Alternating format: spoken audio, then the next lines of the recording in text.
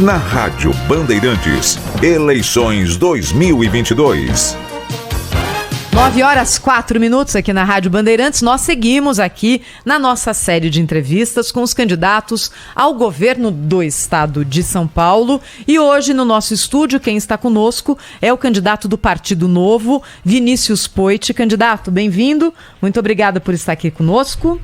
Bom dia, Thaís, Pedro, Sabino, todos os ouvintes da Band. É um prazer aqui. Band que é a pioneira que estreamos com o pé direito nos debates dessas eleições. Candidato, o senhor é deputado federal, é o mais novo dos candidatos, tem 36 anos de idade. 36 anos, rumando para 37.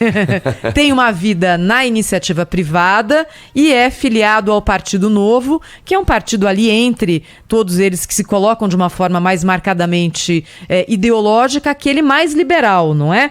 Como a gente está começando aqui a nossa conversa e essa série tem também o objetivo de apresentar os candidatos ao ouvinte da Rádio Bandeirantes, além dessas características básicas que eu disse. Como é que o senhor se apresenta ao candidato e qual é a sua plataforma básica se for eleito ao governo do estado de São Paulo? Thaís, o único candidato ao governo do estado de São Paulo que não usa o fundo eleitoral, né, dinheiro público para fazer santinho, para fazer campanha. A gente está vendo, inclusive, várias decepções esses dias de candidatos e políticos que disseram que eram contra, que não iriam utilizar. Todo mundo recebendo fundo eleitoral ao invés de consertar a saúde, educação e a segurança. Então de onde vem o dinheiro? Desculpa, esse é o primeiro diferencial. Sabino, o dinheiro vem da vaquinha, a maior vaquinha eleitoral do estado de São Paulo, mais de 2.100 doadores, de doadores pessoas físicas que acreditam que pode doar desde R$1 até R$5.000, o outro pode doar mais, pode doar 10 mil, alguma coisa do tipo. E para conquistar essas doações tem que fazer um bom trabalho, né? Cumprir os valores de princípios de liberdade ou de governo mais eficiente que eu me comprometi. Além disso, o único candidato empreendedor, né, que já abriu um monte de CNPJ, enfrentou as dificuldades aí do comerciante lá fora, que sabe a realidade, assim como o Zema fez em Minas Gerais. A gente precisa trazer um pouco mais esse espírito, não só de políticos profissionais, mas de empreendedores, que sabe a dor de quem está na ponta. Porque senão o governo vai aumentar imposto em plena pandemia. Você só pode... como é que o cara aumenta imposto sobre comida, remédio, carro usado e um monte de coisa em plena pandemia, acabando com os empregos? Só pode ser uma falta de sensibilidade ou de realidade de quem está lá fora. Então essa é a nossa posição como candidato ao governo do estado de São Paulo, Pedro. O senhor deu a deixa aí para eu perguntar Por qual é a favor. diferença do gestor privado para o gestor público. A gente teve uma experiência recente aqui, né, de um político que se apresentava como gestor privado e agora saiu da política. Qual que é a diferença de quem é um empreendedor de sucesso? O senhor tem uma carreira aí na iniciativa privada antes de entrar na vida pública. O que difere na hora em que você assume, por exemplo, a administração de uma cidade ou de um estado importante? Olha, primeiro, algumas coisas não diferem. Obviamente, administrar uma empresa não é igual administrar um mandato ou um estado ou uma prefeitura. Mas algumas coisas funcionam dentro de casa, funcionam na empresa e funcionam na política. Gasta menos do que ganha. Cortar custo é igual cortar... Mas o senhor citou o exemplo do Zema. O Zema aumentou o salário de policial, custo, de professor, mas lá em Minas cortou Gerais. custo da onde dava, para justamente aumentar o salário de quem é prioridade. O Zema cortou mais de 50 mil cargos comissionados, Pedro. Reduziu de 21 secretarias para 12. Para aumentar o salário de quem precisa. É o que a gente precisa fazer em São Paulo com uma das polícias mais mal pagas do país. Então cortar custo é igual cortar unha, tem que cortar toda semana que ele só cresce, né? Só que a minha diferença para o antigo governador aqui, o atual, né? Porque esse daí também é o governador do Dória, a diferença é ter passado pela vacina do parlamento. Porque não adianta você chegar, achar que é tudo igual e não saber dialogar, não entender as diferenças de opiniões entre os partidos. A boa política a gente faz não só com quem concorda conosco, mas também com quem discorda. E aí eu demonstrei sendo líder da bancada paulista, com apoio desde Eduardo Bolsonaro e Carla Zambelli, a Arlindo Chinaglia e Padilha e Orlando Silva, mostrando diálogo. Mais do que ser um cara de direita, eu sou direito, sou correto e sei respeitar a opinião dos outros. E é isso que a gente precisa mais no país. Menos extremismo, menos polarização, mais ouvir e debate com base em ideias. Candidato, a gente tem feito a mesma pergunta para todos os que estiveram aqui com a gente nessa sabatina aqui do Jornal Gente, que é em relação à Cracolândia. Cracolândia tem uma discussão forte em relação à internação compulsória e internação involuntária. Todos os candidatos opinaram. Qual é objetivamente a sua posição? O senhor é a favor ou contra?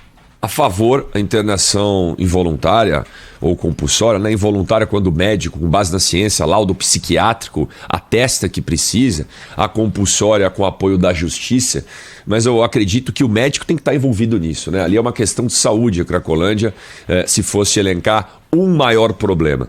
Mas não tem bala de prata, viu, Sabino? A gente precisa, no mínimo, de 4 secretarias trabalhando. Secretaria de Segurança Pública combatendo o tráfico, tirando as drogas de circulação. Assistência Social e Saúde fazendo a triagem. Porque muitos deles podem passar por um tratamento num centro de atenção psicossocial, um acolhimento num centro de acolhimento, uma capacitação para voltar ao mercado. Outros precisarão de um tratamento médico. Mas isso somente com o médico atestando. Obviamente, não é a nossa opção preferencial. Ninguém quer internar o outro involuntariamente. Olha, é lógico isso, gente. Mas a partir do momento que o médico atesta, olha, não está com essa capacidade de tomar decisão plena, em dia, nível de dependência química está altíssimo. Vamos ajudar essa pessoa.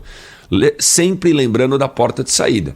Não adianta a gente só dar uma moradia social, um acolhimento e tentar ajudar, mas sem, de repente, pensar numa capacitação profissional e no emprego lá na ponta. Melhor programa social sempre vai ser o emprego ali no final da linha. Obviamente, pós-pandemia, vai precisar de alimentação, vai precisar de acolhimento, principalmente na cidade de São Paulo, onde mais de 10 mil pessoas foram para a rua, né? Subiu de 25 mil para 35 mil pessoas nas ruas em São Paulo. Candidato, Sônia Blota aqui, um prazer tê-lo conosco no Jornal Gente da Rádio Bandeirantes, e eu gostaria também de fazer uma pergunta que eu também coloquei para os outros candidatos. Eu gostaria de saber a posição do senhor sobre privatizações e concessões no Estado. Se o senhor, se eleito, pretende rever aí concessões e privatizações que foram feitas ao longo dos últimos governos, né, há muitos anos o PSDB, e o das estradas do Estado, por exemplo. Sônia, obrigado pela pergunta. Segurança jurídica é sempre importante a gente garantir nos contratos e trazer credibilidade para o país. Porém, qualquer brecha no contrato, qualquer coisa que os concessionários não estiverem cumprindo, a gente tem que executar o contrato. A gente tem que ou tomar a concessão de volta, ou relicitar e não fazer o que o PSDB faz há 28 anos, de manter um rodoanel parado, a obra há tanto tempo e nunca termina, uma Tamoios que atrasou demais para retomar, metrôs que nunca terminam, ou né, o Roberto Marinho ali, Águas Praiadas, que todo mundo via aquele monotrilho que virou até uma Cracolândia embaixo, demorou para se retomar. Então não cumpriu, nós vamos agir muito rápido. Agora, concessões, privatizações e PPP, Sônia, no meu ver, eles são meios para a gente enfrentar e resolver problemas públicos e a gente vai avançar com todos eles. Exemplo das travessias litorâneas, que é um absurdo, né? Desde Guarujá, Santos, ou Bertioga, ou São Sebastião, Ilhabela, onde algumas balsas de horário de pico não são balsas, né? São taxas com tipo aqueles tambores para boiar e rebocador puxando e empurrando. Não pode ficar assim. Mas, candidato, a atual gestão, nesse aspecto, tentou colocar para frente um edital para conceder o serviço de balsas, por exemplo, e recuou quando se percebeu que a tarifa teria que ser jogada lá em cima e houve uma mobilização dos moradores e das prefeituras do litoral dizendo, escuta, não adianta, se você colocar essa tarifa não vai dar certo. E aí se recuou. Como é que se faz, por exemplo, num caso como esse, para garantir uma tarifa baixa, um serviço melhor sob concessão, já que o concessionário entra, é claro, com o objetivo de também tornar aquele negócio lucrativo? Perfeito, Thaís. É sentar e fazer conta e rever o modelo do projeto. O que não pode é fazer uma audiência pública, primeiro, né? Tiraram debaixo da Dersa, né? Com o plano de extinção da Dersa, que aliás uma outra empresa cheia de escândalos de corrupção do PSDB. Botaram as balsas debaixo da Secretaria de Transportes. Aí tem que fazer o quê? Audiências públicas para escutar a população. Mas o governo faz uma audiência pública hoje, faz a outra daqui 2 meses, daqui 3 meses, sabe o negócio? Vamos vendo aí, a gente marca outra conversa, porque de repente a tarifa não coube no bolso. Mas, gente, vamos fazer outra semana que vem. Vamos andar mais rápido. Se a gente precisa deixar uma tarifa mais baixa, então vamos estender o tempo da concessão. Se a concessão é 10 anos e a tarifa está muito alta, vamos pular para 20 e abaixar a tarifa, ou para 30. Tudo isso dá para a gente colocar na projeção, sempre pensando, não só na concessionária, muito menos no governo, pensando na população que utiliza a balsa. Pegando carona nisso aí, preço de pedágio é uma reclamação que também se tem. Em São Paulo nós temos as melhores estradas do país, mas também temos os pedágios mais caros. Dá para achar um meio termo? Essa história do governo ter que dar dinheiro para as concessionárias por ajustes nos contratos aí, não vai contra o próprio princípio da concessão, que é deixar o governo de gastar com esse assunto? Sem dúvida, Pedro. Eu sou totalmente contra esses ajustes, sabe? Não, agora precisa de um aditivo de contrato, uma contratação emergencial. Quem faz contratação emergencial é quem é mau planejador. Não pode ficar assim. E não pode ter um concessionário que ganha tudo em São Paulo. Mesmo o Ministério da Infraestrutura, se você pegar uma concessionária, ganha tudo. Aqui em São Paulo, para descer para a Serra, uma concessionária ganha tudo. Na malha ferroviária paulista, uma concessionária ganha tudo. E renova uma relicitação antecipadamente de emergência. Isso não pode acontecer mais, gente. Aí a gente fica na mão de um só e o preço vai lá em cima. Então, os pedágios, novamente, contrato que tiver margem e que não estiverem cumprindo a risca a cada vírgula, a gente vai revisar. E os novos contratos, sempre com base naquela tecnologia do free flow, que é o fluxo livre, andou pouco, paga pouco, andou mais, paga mais. E se tiver uma cidade vizinha da outra, você pode até estudar um raio de atuação. Pô, você mora numa cidade, vai trabalhar na outra ali 5 km, 10 km, você não vai pagar pedágio para ir para voltar, né? Porque você cadastra o seu carro ali. Então, o pensamento é na população. A gente tem que, e aí o meu diferencial, viu, Thaís? Com muita humildade eu falo isso, é ser empreendedor. Gente, chega, os caras só pensam nos políticos, só pensam como é que eles vão arrecadar para se reeleger, como é que vai passar o bastão pro vice, como é que vai fazer a coligação para ter mais tempo de TV, mais fundo eleitoral, como é que ele vai se manter no poder, porque eles não têm a cabeça do empreendedor.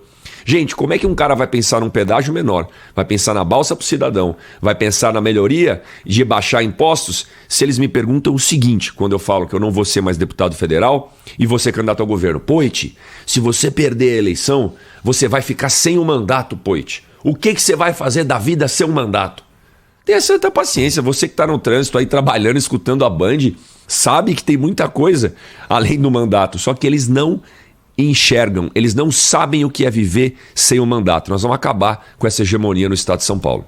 Pedato, me permita continuar nesse assunto transporte e logística, pelo seguinte: a gente fez uma pergunta aqui para um dos candidatos se haveria necessidade de investir na malha ferroviária, principalmente para a ligação do Porto de Santos na distribuição de todas as mercadorias, porque há uma informação do setor de que a rodovia Anchieta e a rodovia dos imigrantes, elas já estão no limite para o trânsito de caminhões. Aqui no ar, o candidato falou: veja bem, não é exatamente isso, tal. Saindo e conversando comigo depois, em off, ele disse o seguinte: vai ter que construir outra estrada. Vai precisar de mais uma ligação de São Paulo para o litoral, aqui o litoral centro de São Paulo.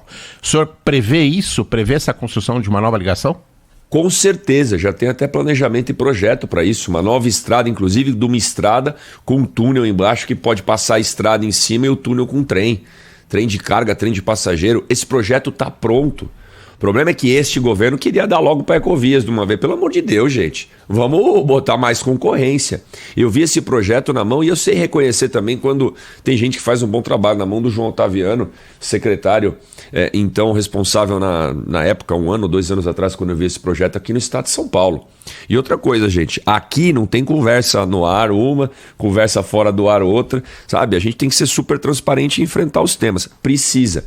Só quem desce aquela serra, eu nasci em São Bernardo do Campo, sempre peguei Anchieta, quando meu nono, né, já falecido, tinha um apartamentinho na Vila Tupi, lá na Praia Grande, e eu sempre descia a serra pela Anchieta, ou mais recente, para ir para o Guarujá, para ir para Bertioga, ou para Santos. Sempre a Anchieta não dá para descer a serra. Fora o trânsito de caminhões que fica abarrotada, a insegurança para os caminhões que podem perder o freio, tem que ficar fazendo aquelas saídas de segurança, os arrastões que acontecem na Anchieta de vez em quando, aí migra tudo para imigrantes. Aí fecha uma faixa para descer, né, aquela operação descida, operação subida. Não dá mais. Você tem total razão. E se quiser aumentar o escoamento da produção, com a desestatização do Porto de Santos, com o aumento da capacidade do porto, para descer mais vai precisar, inclusive, de uma melhoria na linha ferroviária também. Candidato, falando um pouquinho agora de educação, o estado mais rico do Brasil está abaixo do esperado no ranking quando a gente fala sobre escolas, né? Escolas públicas, de uma maneira geral. Como o senhor eleito governador pode colocar isso nos eixos? Eu digo porque interior, litoral, capital, todos estão sofrendo uma grande defasagem e o pós-pandemia só veio a piorar. Os professores com salários terríveis. Ainda correm risco na sala de aula, né? Porque risco de violência. As últimas notícias não têm sido nada boas para o lado dos professores. E o ensino fica aí à mercê do vamos fazer. E tem aí uma geração aí de novos alunos crescendo e que pode crescer defasada. Sônia, o maior desafio das escolas aqui no estado de São Paulo é o gigantismo da rede, mais de 5 mil escolas. Este governo, novamente, citei o Rosselli outro dia, que começou a fazer um bom trabalho, mas saiu da Secretaria da Educação, esse projeto aparentemente um pouco parou. Começou a expansão das escolas de período integral, mas foi até 2.000 e quietou. Não existe país que se preste, que se respeite, que não tenha todo mundo na escola o dia inteiro. Entendeu? Então a gente precisa sair das 2.000 e caminhar, Sônia, para as 4.500 escolas, no mínimo, de ensino integral ao término do nosso mandato dos 4 anos. Escola de ensino integral é boa para o aluno, porque ele tem como referência a escola, tem como referência educação financeira, empreendedorismo, economia criativa, o esporte, que dá muitos valores de liderança, de cooperação, e o projeto de vida. Ele consegue enxergar que é possível ele chegar até lá, é possível ele ter a profissão, é possível ele ter referências de inspiração que às vezes ele não tem na condição ou vulnerabilidade que ele vive. E ele também não vai ter referência do crime organizado. E a escola de período integral é boa para o professor, porque ele vai ter um vínculo somente com uma escola, não precisa ficar correndo de uma escola na outra, sabe? Ele tem um salário melhor e ele tem melhores condições de trabalho. Agora, não é só a escola de período integral, a gente precisa melhorar as condições. Eu tive, inclusive, numa outra entrevista esses dias, numa sabatina, e eu peguei o relatório do Tribunal de Contas do Estado que mostra, né, o percentual de escolas que não tem bebedouro adequado, que tem goteira, é um negócio assim assombroso. Então ampliar as escolas de período integral, né, ampliar o repasse com aquele projeto de lei que passou na Assembleia Legislativa de dinheiro direto para a escola, para a Associação de Pais e Mestres, junto com os diretores, terem mais agilidade para trocar um vaso, trocar uma porta num banheiro, pintar a escola, e a gente caminhar também para o ensino profissionalizante, Sônia, que está no âmbito estadual, a gente preparar os alunos, principalmente do ensino médio, para as profissões do futuro, porque senão 1 em cada 4 está desempregado. E eles precisam se capacitar para enfrentar as programações, tecnologia e tudo que está contratando aí no mercado. O candidato, quando a gente fala de educação no Brasil, a gente está falando basicamente de educação pública, né? Sim, quando a perfeito. gente vê até o ensino médio, 82% dos estudantes no Brasil estão em escolas públicas. Então, a gente está falando de um setor gigante, e em São Paulo é uma rede de ensino gigantesca, que envolve milhões de pessoas, entre alunos, professores, servidores de todo o tipo, não é? Para fazer essa máquina funcionar, é uma máquina lenta também. O que eu queria perguntar para o senhor é o seguinte: é claro que, como objetivo, a gente quer sempre melhorar, mas tem aquela história de que muitas vezes o político chega lá e descobre que não é tão fácil. A visão liberal do Partido Novo e do senhor sobre educação prevê algum tipo de maior participação do ensino privado, da iniciativa privada, outros modelos que não sejam exatamente esse modelo que a gente tem hoje? Sem dúvida, Sônia. Primeiro, a gente precisa fortalecer a educação, o ensino público, as escolas públicas. A gente precisa dar mais estabilidade para as pessoas, a gente precisa, quando eu falo estabilidade, é não ficar trocando tanto, né? Quando entra um governador, ele bota uma política, sai o governador, entra outro, bota outra, troca todo mundo. Então a gente precisa de mais continuidade, políticas de Estado na educação pública. Esse é o primeiro ponto, né? Remunerar melhor os gestores. Não pode ir o gestor de uma pasta de educação, de um orçamento de mais de 40 bilhões de reais, ter uma remuneração que não condiz com a capacitação técnica que a gente precisa atrair. Quanto dá para pagar, na opinião do senhor, aí, para um gestor de educação? Imagina um diretor, Pedro, de qualquer empresa que ganha 20, 30 mil reais, o salário de um secretário ou de um secretário executivo da pasta é muito menor. O cara vai ganhar, perto da média do brasileiro, realmente é alto se o cara ganha 8, 10 mil reais. Mas para administrar uma empresa, vamos dizer assim, um orçamento de 40 bi da educação do maior estado do país, a gente precisa remunerar e atrair ainda maiores talentos. Agora, sobre educação privada, sem dúvida, Sônia, para dar mais vagas, principalmente para o ensino técnico. A gente fazer parcerias com o Sistema S, né, que não deixam de ser instituições privadas nutridas por contribuições de empresas, e escola técnica privada também. ETEC e FATEC fazem um papel excelente. Colégio Técnico Industrial da Unesp também. Mas o que mais? O Zema fez em Minas Gerais, pegando o exemplo também, eu gosto de pegar o exemplo do que funcionou, né? Não adianta ficar inventando a roda. A empresa quer contratar um programador. O moleque está lá na escola, no terceirão, sem emprego e quer uma renda, quer um emprego. Tem o Sistema S, o Senai, o SESI ou uma escola privada que ensina, a gente só precisa conectar os pontos, o governo nem põe dinheiro. A empresa paga o Sistema S, treina o moleque, contrata ele depois no final da linha. Então o nosso objetivo é a meta, nenhuma das 5.000 escolas ficar sem um mural com vaga de emprego, com vaga de renda. Você quer ter uma renda? Então faz o seguinte, faz esse curso aqui, ó, se profissionaliza, aprende essa profissão, no final da linha tem um emprego para você se você cumprir as tarefinhas. Candidato, as duas possibilidades possíveis, lógico, o senhor ganha ou o senhor perde a eleição. Então minha pergunta é dividida em duas. Se o senhor ganhar a eleição, o senhor tem dito que fará um governo fora da caixa. A gente queria entender exatamente o que isso significa, porque o conceito pode ser bonito no discurso, mas assim, o que significa governo fora da caixa do ponto de vista prático? E se o senhor perde, e por favor, sem demagogia, não vai me dizer assim, não, eu vou estar no segundo turno.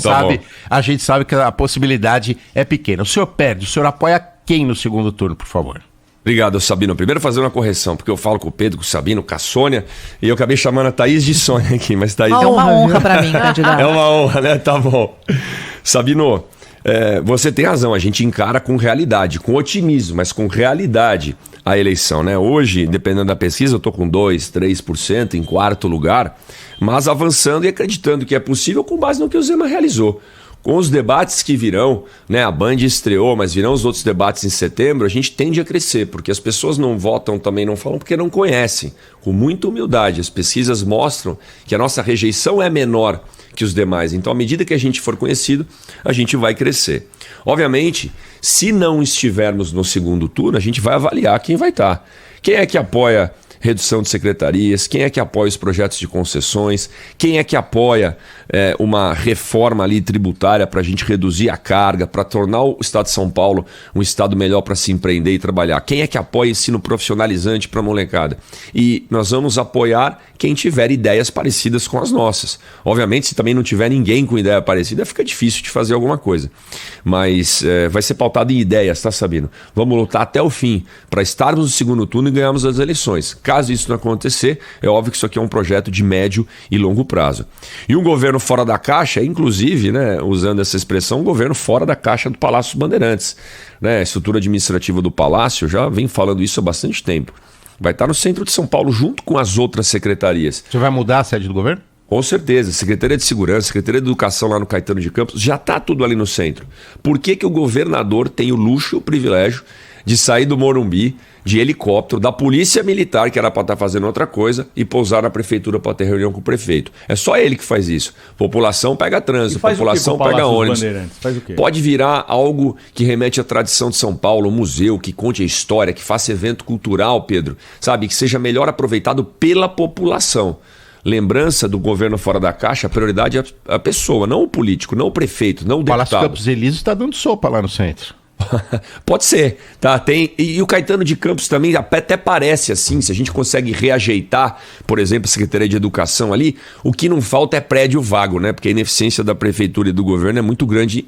O Caetano de Campos, só para explicar para o ouvinte, né, que não sabe, é o que fica na Praça da República, onde é a Secretaria da Educação. Colégio lindo, ali, gente. Um prédio muito bonito. E o Palácio Campos Elíseos, do lado da Cracolândia, que é um problema da cidade, que já foi sede de governo. Exatamente, o prédio lindo, tem, né, o da Justiça ali, o da Educação, sem esquecer que tem até ala residencial no Palácio do Bandeirante ainda. Tem quarto de luxo, tem camareira, tem sala, tem televisão zona, tem mordomo, tem garçom, tem tudo. Isso não pode acontecer, o exemplo vem de cima.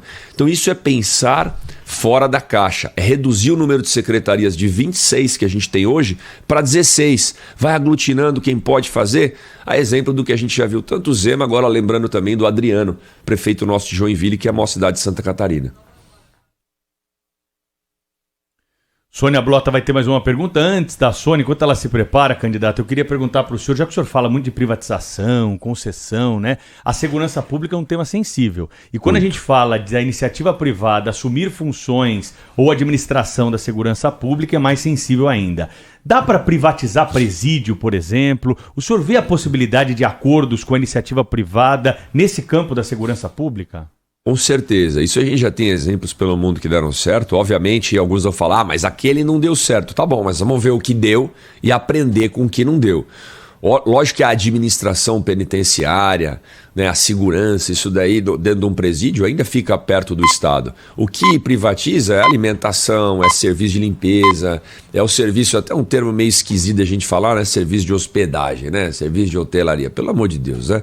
Então, a gente tem outras coisas para fazer, ou uma cooperativa para criminosos de menor periculosidade que estão fazendo algum trabalho, ou vão aprender alguma coisa ali para tentar ser reinseridos na sociedade. Agora, segurança pública, a gente ainda, né, como a gente fala de polícia militar, polícia civil, guarda municipal e polícia científica, porque todo mundo deixa algumas polícias de lado, precisa de mais união.